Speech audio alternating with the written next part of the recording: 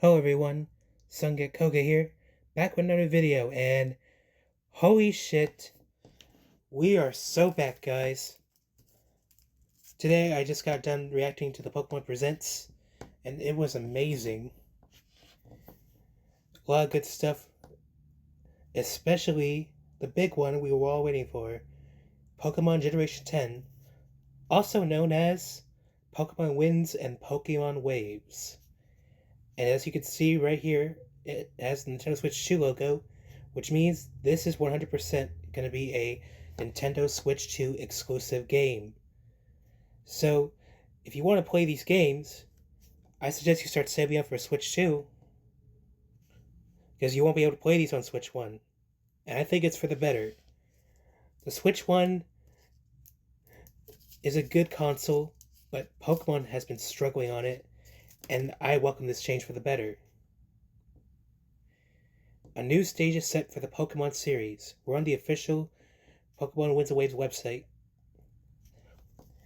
The Pokemon Winds and Pokemon Waves games, all new entries in the Pokemon video game series, will be released exclusively on Nintendo Switch 2 in a simultaneous worldwide release in 2027. Yes, you read that right.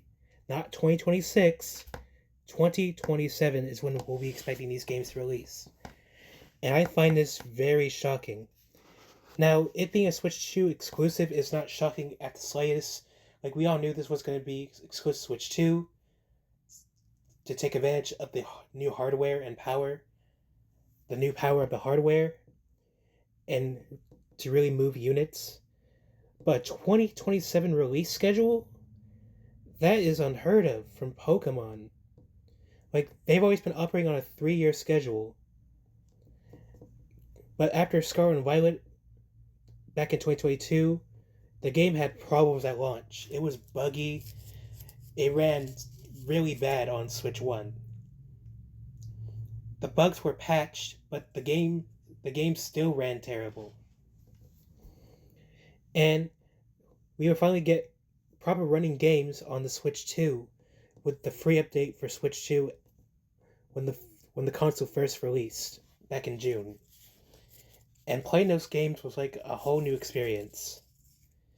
It really felt like playing a entirely different game. But they've seemed to learn from that, and they're aiming for a 2027 release schedule to give Game Freak more time, which is a bummer that we have to wait an extra year for these games, but as long as they polish up the games and make them look and play pretty, I have no issues. Now, I see some people complaining that, man, I don't want to buy a Switch 2 just for this. Well, I don't know what to tell you. Like, if you really want to play these games, you're gonna have to get a Switch 2. And I have no doubt most people who don't have one are going to get a Switch 2 right away for these games. And there's also GTA 6 releasing this year, assuming it doesn't get delayed again. But they don't give a fuck if they release it in 2026. They still would have been fine. But an extra year of development time does sound like the right choice, in my opinion. Here's the trailer, which I'm not going to play or react to it. If you want to see my reaction to the trailer, it's on my channel right now. I would really appreciate if you check it out. These new titles feature an open world to explore with beautiful windswept islands and a vast ocean with glittering waves that ebb and flow. The Pokemon that live in harmony with this region's lush environment have developed their own unique ecosystems. By visiting these islands, you're sure to open the door to a brand new adventure that could only be found here. During this adventure, you'll be able to team up with all kinds of Pokemon to overcome both the difficult road ahead and even the forces of nature that block your path at times. Now we have screenshots of the game, and look at this. This looks absolutely beautiful. Compare this to how Scarlet and Violet looked is a whole new difference. We have Tropius and Gloom in a lush jungle biome. The trees actually look good.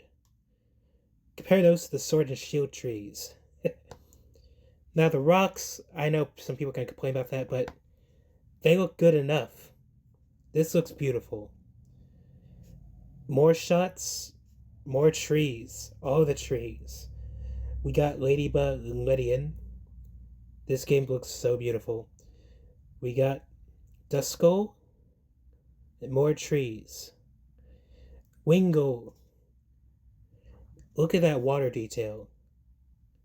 And yeah, underwater, Luminion, and I see Tynamo, Werelord, Frillish.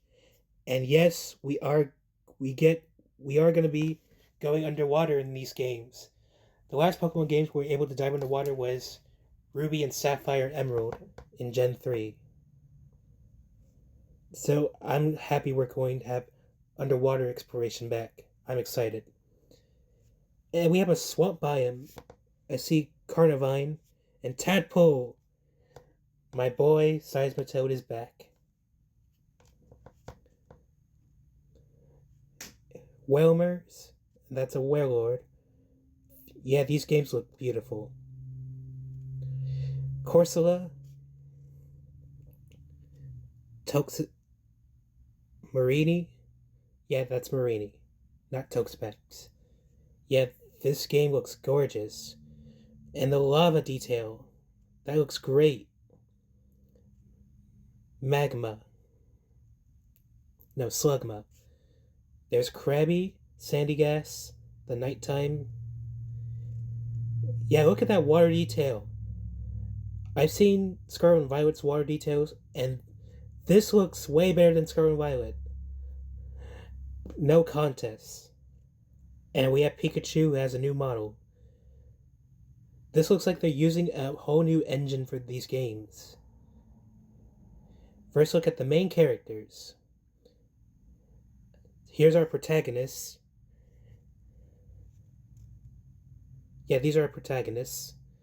You, the player, will become the main character in this adventure when you dive into the world of Pokemon Winds and Pokemon Waves. The outfit your character dons will differ between versions. Just what kind of story could be awaiting you? So here are the protagonists of the games. Here's Pokemon Winds. This is how it will look if you're playing Winds. And they seem to have hoverboards. Are we going to be riding these hoverboards?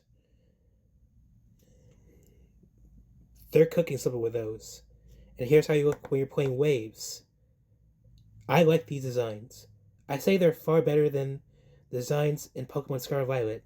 Like, I like the school uniforms, but the customization was lackluster. So hopefully these games have actual good customization. More screenshots of our main character. Again, this game looks beautiful. Introducing the first partner Pokemon. We got the starters. The 3 Pokemon you can partner up with are Brout, the beak chick Pokemon, Pombon, the puppy Pokemon, and Gekwa, the water gecko Pokemon. Choose one to be your partner and set on a new adventure together. And we have the starters right here. The grass one is Brout, fire is Pombon, and Gekwa is the water starter. And I like all 3 of them, but I already know which one I'm going to be picking. First, we have Brout. We have official 2D artwork of the new starters. Brout. This Pokemon runs about energetically while photosynthesizing using the leaves on its brow. It's lively, but can also be a bit clumsy. Being chick Pokemon, grass type, height 1 foot, and 7.7 pounds. Ability Overgrow. Next, the fire starter, Pombon. The area below its throat glows faintly from the heat-generating organ within its lungs. This Pokemon is ghoulish and friendly. Puppy Pokemon Fire. 1/4. 14 pounds. Blaze. And finally, the one I'm 100% going to be picking, Gekwa. This Pokemon launches springy balls of water from its tail. Gekwa is very intelligent and maneuvers shrewdly while putting on airs. Water Gecko Pokemon. Yeah, I'm definitely choosing you. 9.5 pounds. Ability Torrent. Yeah, that's my starter right there. No questions asked. And finally, we got special Pikachu that make their debuts. The latest video featured the appearance of some Pikachu with a brand new look. Just how could these Pikachu be involved in your adventure? Look forward to future announcements. And here we got the designs. And we have actual names for them. The one on the left is Mr. Windy Chew. And the one on the right is Miss Wavy Chew. And these are definitely version exclusives. The hat is Winds. The other hat is Waves. These are definitely version exclusive Pikachus. And I like them. I'm going to be getting both versions of these games. If you're wondering what version I'm picking. So yeah. That's basically all you need to know about Pokemon Winds and Waves. From its release schedule to its platform and what we'll be expecting. And guys, I am so excited for these games. The games actually look gorgeous. Now I said graphics isn't everything as long as gameplay is key, but the graphics actually look pretty good. And I'm excited. It does kind of make me sad that we had to wait an extra year for these games, but let Game Freak cook. Let him cook. And we'll all be fine. So yeah. What do you guys think about Pokemon Winds and Waves? Are you hyped for Winds and Waves? Are you going to get Nintendo Switch 2 for Winds and Waves? Or are you just going to skip out? Let me know down in the comments below. Be sure to leave a like, comment, subscribe. This has been Sunga Koga. And I'll see you guys next time. And happy Pokemon Day. Bye.